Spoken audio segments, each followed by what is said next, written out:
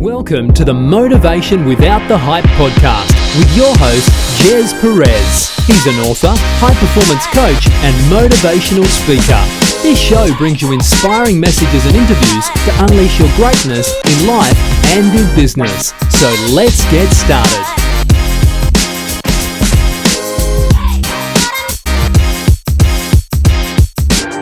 Hi everyone, welcome to Motivation Without the Hype podcast show. My name is Gez Perez, a former procrastinator into an action taker. We bring you inspirational messages and interviews, including motivational insights, tips, principles, and proven strategies that you can take action without the hype in unleashing your greatness in life and in business. Now, we appreciate you plugging in with us and spending time with us as well. We have a very special guest, and I'm very grateful to have her on our show all the way from Orlando, Florida, which is amazing.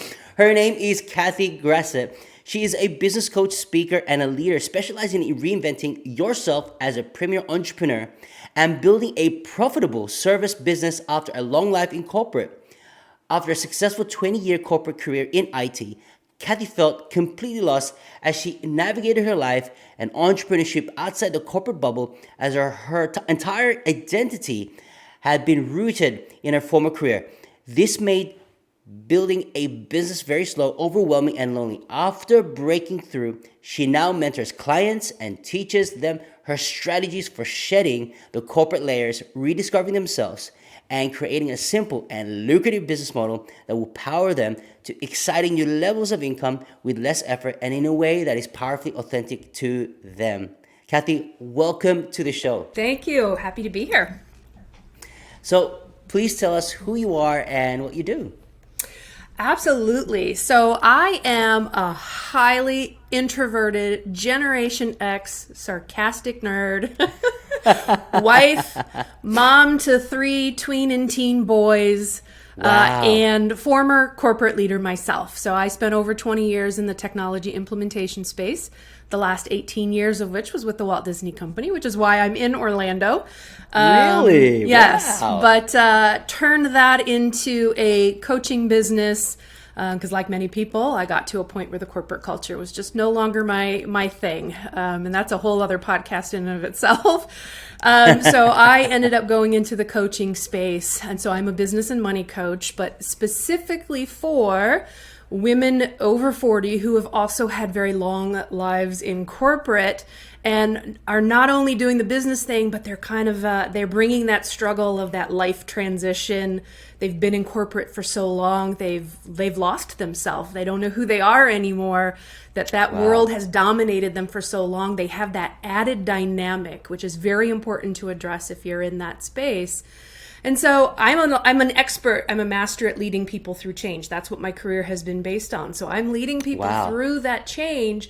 And at the end of the day, what does that mean? It means you're going to be more successful than you were in corporate. So you're making more money, less effort, and this time you're going to be more powerfully aligned to what you're doing than you were in your former career. That's amazing. Now, what was the tipping point for you to say, you know what, I'm an expert in this, in implementation, in IT. What made you to say, you know what, I really got a great skill set. I think it's time for me to actually move on and turn this into a business. Like, how did that came for you? Well, I didn't actually start out coaching in this space, so it wasn't the tipping point. But that's all part of my story because it took me a while to figure out where my sweet spot was.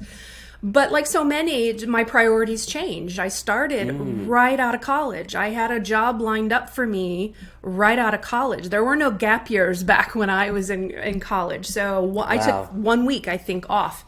And then went straight into the corporate field and did that thing for over 20 years. And along the way, I got married. I had the kids, and the culture just, you get shifted to a point where it no longer serves you. And it was the hours are demanding in an IT business. It's 24/7 support, and the culture just wasn't one that was aligned to my values. And I was so stressed that I had a health scare. I ended up in the emergency room one day thinking I was having a heart attack.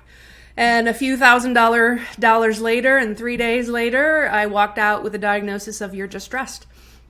And I'm like, Wow. I can't do this anymore. The paycheck is not worth what I'm doing to endure, or what I'm enduring to receive that paycheck. And so that was the tipping point. I'm like, I got to do something else. So once you've unpacked that, how did it lead you to where you are today?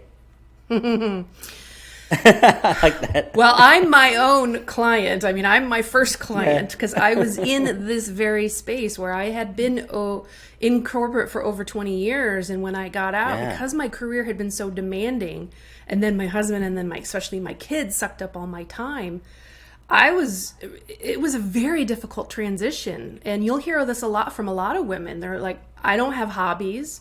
I don't have things I like to do because all I did was my job or kids. So what do? I don't even know myself anymore.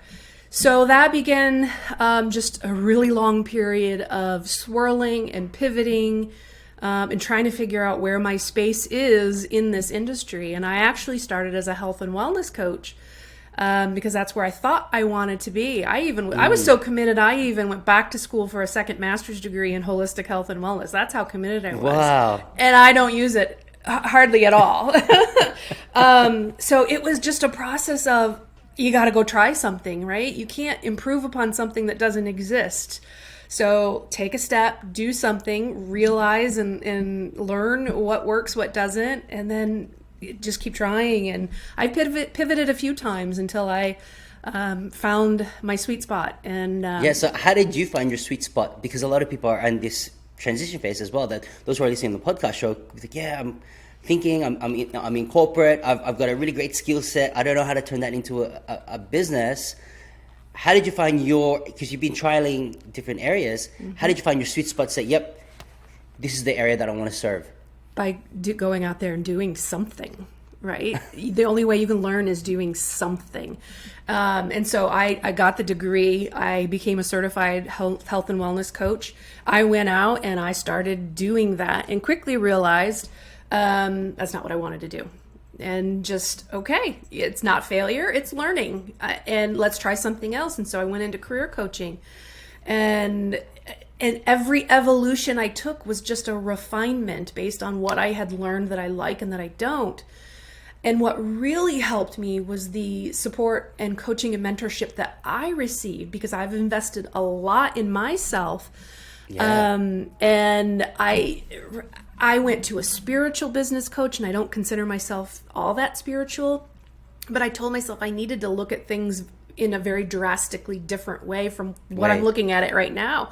So I did a spiritual business coach and tried to go completely opposite direction. I tried to forego all my corporate experience and go the other way. And I put together a complete program to do that. And the first time I promoted it, I realized, nope, that's not for me either. And so then I kind of came back to the middle. And again, it's just taking the step, exploring, getting out there, taking those bold, brave steps, they can be little, and just seeing how it feels. How does it feel? Does it align with, your values? Does it feel good? Sometimes it's not very concrete, measurable. Does it feel right?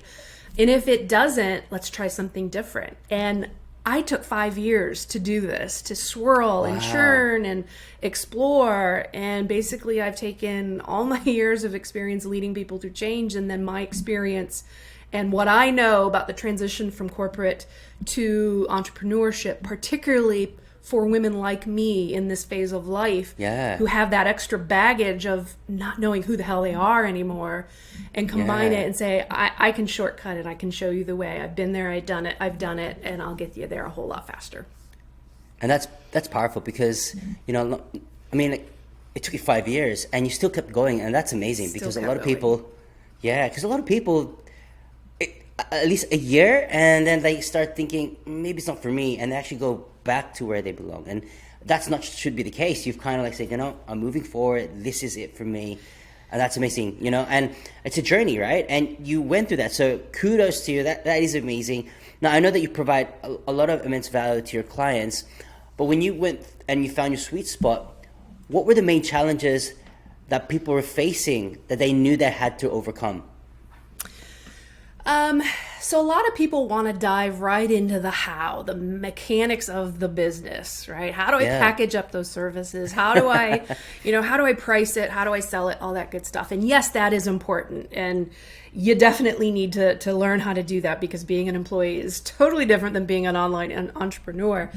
But for people like me and the women that I help, the struggles really are first and foremost that shift in mindset and behavior from being the employee to being an entrepreneur, because there is a huge shift between the two. It's completely different. And so many women struggle with just that shift of thinking now like I'm a CEO of my company. And I'm no longer working for someone else. And sometimes that is a huge gap to bridge. And that could look differently for a lot of people. It could come down to some women feel like they're sacrificing their status in life, like their prestige, because they're coming down from a really, really good corporate job. You have all these people saying, what the hell are you doing? What are you thinking? Yeah. And they feel like they've fallen a few rungs on the status ladder. Right? So you got to deal with that, because that instantly makes you feel doubtful and uncertain and feel like a fraud.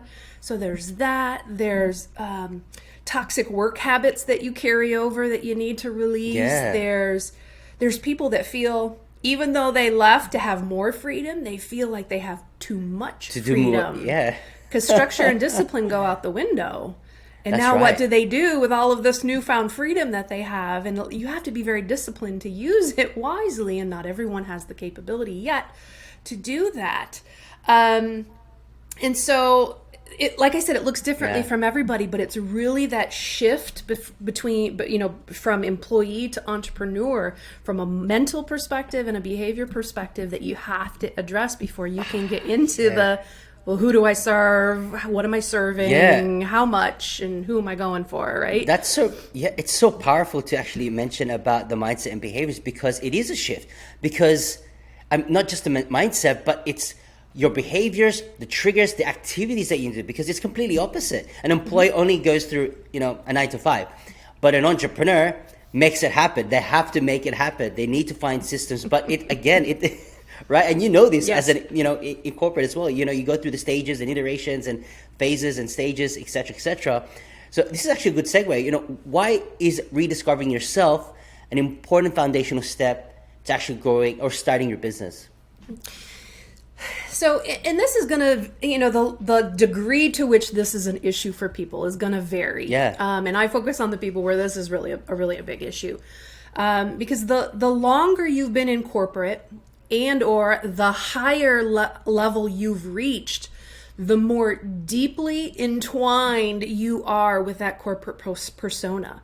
Not only the persona of the person who's in there right now in that state, but also all of the work that was put into getting to that level, getting to that, the 20-year plus level. You are deeply connected to that persona.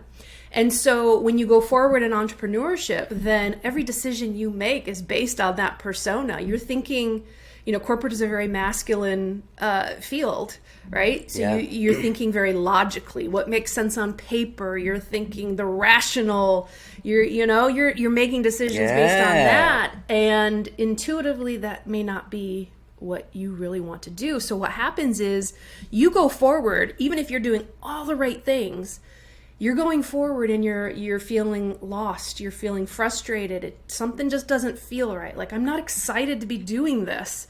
I'm not excited to wake up right? So what does that tell you? Well, you're trying to align your business to a person that you no longer are, that you no longer want to be, but you don't know who that person is that's underneath that. Corporate has suppressed the real you.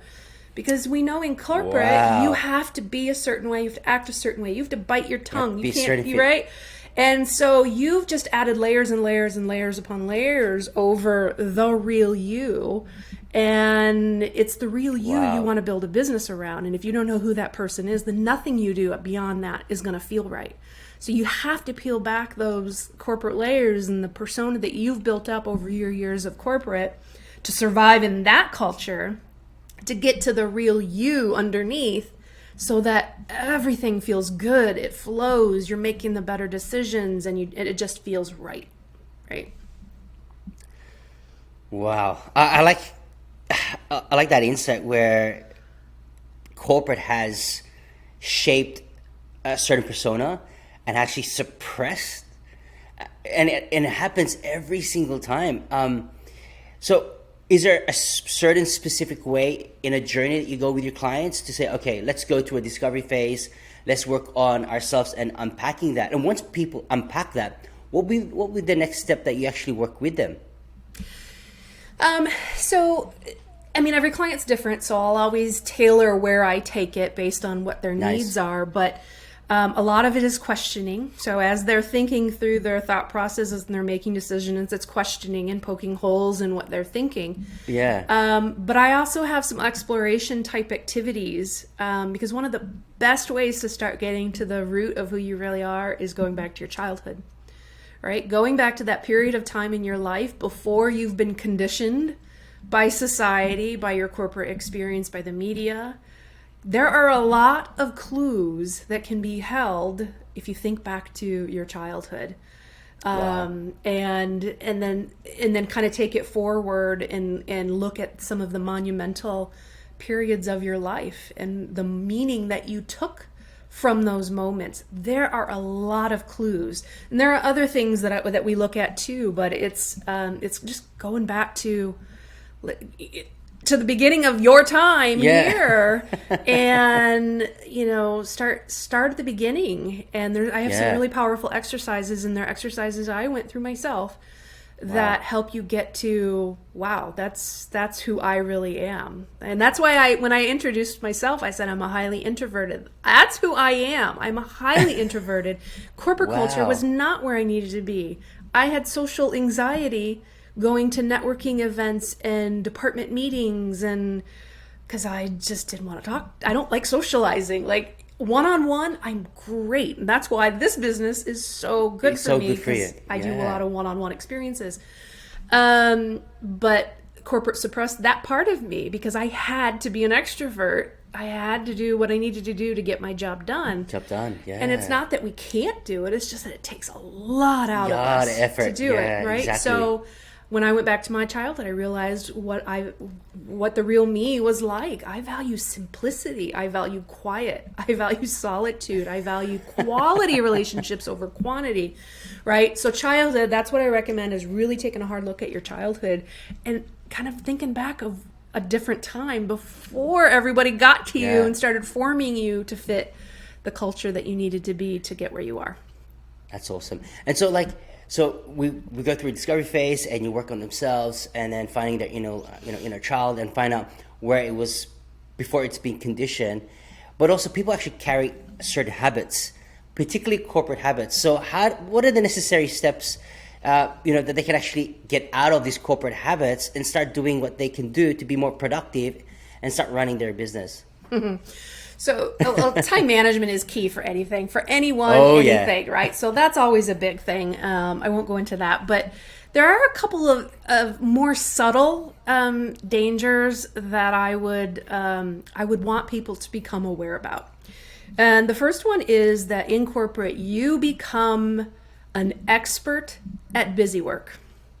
And what I mean by that is, if you're sitting, for example, if you're sitting at your desk and it's 4:00 and you're really trying hard to get out of here at 5:00, but everything you need to work on is going to take more than an hour. So, what can I do? Oh, you know what? I need to fill out my expense report. Let me just go do that. Or, I haven't taken a training class. Let's go look at the course catalog, the company's course catalog. Let's look there, right? That's busy work, right?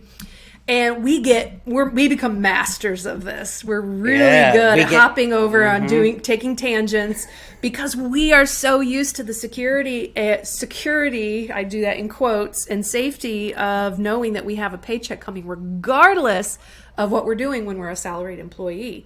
So if I take an hour and I go goof off and look at courses, my paycheck isn't affected, right? So we get really good at the busy work. That doesn't work as an entrepreneur, because now we are directly affecting our income. So if you're sitting there and saying, you know what, I really should be doing some direct outreach and following up with some potential clients, and you say, I don't have time for that. I'm just going to go over and create some Canva graphics. I don't know. I'm making this up. That's busy work. It doesn't directly contribute to your income in getting clients and getting paid. And so we do that without even realizing it. So it's very important to be aware that when we start focusing our attention on the busy work as opposed to the income producing activities, that's one. You got to become aware of that.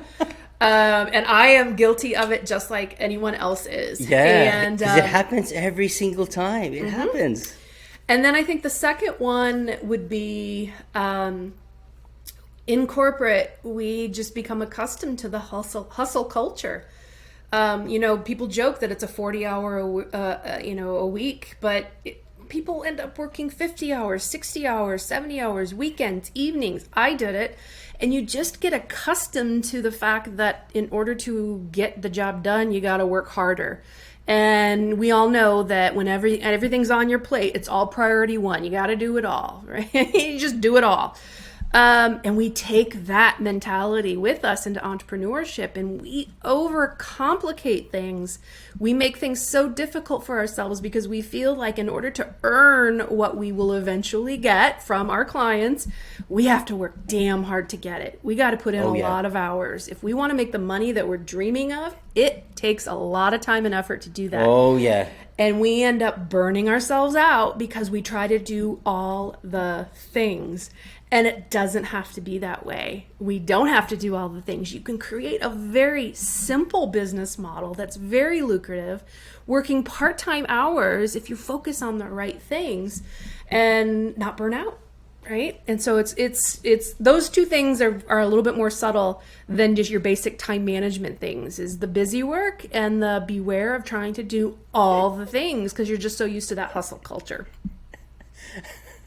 I'm having a chuckle here because it always happens because people get busy by being busy and not being productive and getting results. Because if you're an entrepreneur, being busy is not going to get you money, right? Yeah, Clients exactly. and right. Exactly. So these are so what are the steps that they need to do to avoid those type of areas to actually get more into their business? Do they need to focus on the process? Do they need to focus on how they can get more clients? Do they need to go out? What would be your preference first? If you're working with a client, do they need to go out into the marketplace to say, hey, this is who I am? Or are there a couple of strategies to do that, to get the leads and get them going? Well, first they take a look at what are the strategies they're using. If they're already using strategies, sometimes they're just new and we're starting brand new. But what are the strategies? Because I think we fall into the trap of, you know what, I'm so used to people telling me what to do. I don't want that happen. I want to call my own shots. And then we get out into the entrepreneurial space and they're like, I don't know what to do. I need someone to tell me what to do. And so then we open ourselves up to seeking out answers. And what are we going to get? We're going to get bombarded with people that says you have to do it this way. No, you have to do it this way. No, that you have to do it this way. And everybody sounds compelling, right? And so we try to do all of the things. That's not the way you need to do it, right? You can create a very, very simple business model by picking a couple, 2 or 3 ways to get yourself out there and sticking to those and mastering those. You don't have to be on every single social media platform, right? You don't have to do every social media platform and webinars and 5-day challenges and run ads and do work, right? All the various ways you can. Just pick a few that feel good to you, because that's the other thing about, learning about yourself. If you hate webinars, I don't care how good they are in theory, if you don't like doing them, they're not going to work out for you because you're going to have such a negative energy doing them. Yeah, that's right. So pick what you enjoy doing, what you can really get behind, and master those. So awesome. Just simplifying your business model for one. Creating systems around everything else, right? And system is a process. Potentially technology. Technology isn't always necessary, especially if you're just starting out. I like technology because that's my background, so I love the technology, but it doesn't have to be that pertinent, especially in the beginning. And then really prioritizing what you are supposed to do, right? You have your income producing activities and you have the busy work. And some of the busy work you have to do, But don't focus all the time on there and be like so tired that you can't go do the income producing activities. And it's understanding what are the activities that you need to do as an entrepreneur to drive your business forward versus not, and prioritizing them and blocking off the time to do those. Yeah, that's powerful. So I wanted to just ask, to those who are actually listening on this podcast show, there are many, ladies or women who are in corporate that are thinking or making that shift. What would be your advice for them if they're thinking about it? It's burning inside of them. They want to get out of the rat race. They want to get out of the corporate world, but they feel it deep inside, like, you know what? I've got something inside of me. I don't know. Should I or should I not? What would be your advice for them? So the first thing I would actually have them do is take a hard look at what their values are. And I know that sounds so cliche of looking at your values, but most people don't really take the time to just, what do I value? Plus they change over time. So what you valued when you were 20, when you started your corporate career, probably going to be a lot different than what you value now in your 40s. That's right. Mm-hmm. So take a hard look at what you value. Right. And a tip here, family, not a value. I know people say it's value, but what is it that you get from family that you value? What is it about your family? Is it love, connection, security? Those are the values. So look at your values, come up with a top 5. And really that is going to be your first guidepost for every decision you make going forward. Right? So every decision, everything you need to do, every fork in the road, you go back to those values. Is the decision I'm about to make align with those values? Is the path I'm about to take align with those values? And it's quite simple. If the answer is yes, you are on the right track. If the answer is no, don't go there. Don't make that decision. Don't go there. It all comes back to what you value. And then once you have those values, explore, explore, explore. If you're one that knows what you want, great, take the step, do it. Imperfect action, we all talk about it, go for it. But if you don't, it's not just going to come to you in this magical, cloud of certainty. Go out there and explore. I have what we call exploratory goals, where the sole purpose is to either confirm that that's something you want to learn more about or do or go forward with, or rule it out as something that you want anything to do with. And that's your goal. And then make new goals based on what you learn. So explore, become more aware of what you really want. Get help, because as much as you think I've built a really successful career in corporate, I should be able to do this. Yes, you can do this, but I guarantee it's going to come at the expense of a lot of years to figure it out, a lot of time, a lot of frustration, and you don't want that. So get help, particularly from someone who understands your particular dynamics. Right? And then do the thought work. You do need to know how to pick a niche, how to package your services, how to price, how to sell, all that. You do need to know that. But if you don't do the thought work about what it truly means mentally to become a CEO as opposed to being an employee, then everything you do is going to be in vain, because you're likely going to have to go back and redo it.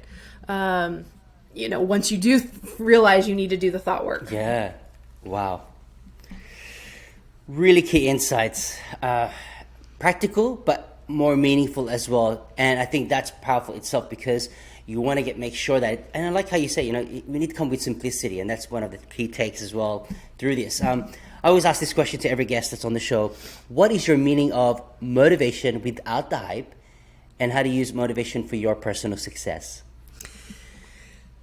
So going back to the scenario where you realize you don't know what you're doing, and so you go out and you seek, and everyone's coming at you to do it their way, right? Yeah. That's the hype. So you feel like you need to do it this way, and you need to add in this way to your arsenal, and this person says this needs to be done, right? That's the hype.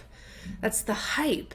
And if you aren't keyed into your values and what really makes you tick and what's driving you, then you're gonna, I don't want to say fall for everything, but you're just going to consume all of it and be like, all right, let's bring it on. I'm going to do it. Yeah. Right? That's the hype. So motivation without the hype, to me, is understanding what those intrinsic motivators are and using those as your guide to figure out where you're going and what you're doing. Because someone told me I had to DM 50 people a day to get anywhere. I do not like DMing 50 people a day. It just doesn't feel right.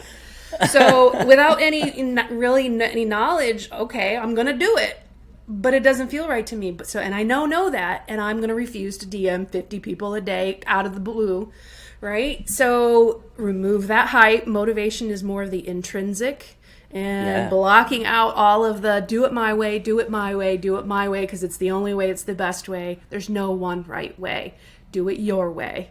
And that's, to me, motivation without the hype. And then that kind of leads into the second part of your question, which is, for me, it's understanding and leaning into my intrinsic motivators, what I'm motivated by, right? I'll say it, I'm motivated by money. I was motivated by money in my corporate career, and then I went through a phase during that swirl where I'm like, no, it's not about the money. It's about, being, loving what you do and having an impact. And then I ultimately got to a point where, no, I'm motivated by money because it helps me take care of my damn family. And the more money I have, the more good I can do in the world. Hell yeah, I am motivated by money. So I'm motivated by money, right? I am motivated because I am an introvert, I am motivated by the quality of my relationships, not the quantity. I like the one-on-one interactions or small groups. That's what drives me, having an impact. The connection and security of my family, right? All of those things. I look to my motivators, not someone else that's saying, well, the only way you can grow to 7 figures is by doing this. Well, I don't want to do it. I'm not going to do it because I can do it another way. Right? So it's really looking at what motivates you intrinsically. And, for me, it's different than what it is for other people. Awesome. Well, thank you so much for sharing your insights. I think this segment alone has had impactful nuggets. And I know that people are listening or watching this podcast show is going to have immense value. So thank you so much, Kathy. I really appreciate it. And look, guys, for more information, how you can get in touch and connect with Kathy, all the links are provided on the show notes. So please connect with her and follow her. She's on, Facebook, LinkedIn, as well as Instagram. So please reach out to her. All right. So guys, if this episode has been helpful and uplifting, we would love for you to write a review to inspire more listeners to get plugged in. We will continue to provide more high-value content in each and every episode. If you'd mind sharing this podcast show on social media by inviting others, it would mean the world to me. Every time you tag me or tag us, we will get the opportunity to share those posts, and together we can make a difference in the lives of others through inspirational messages just like this. So there you have it. In closing, continue to unleash your greatness and tell yourself that I can, I will, and I must, and we'll see you on the next episode.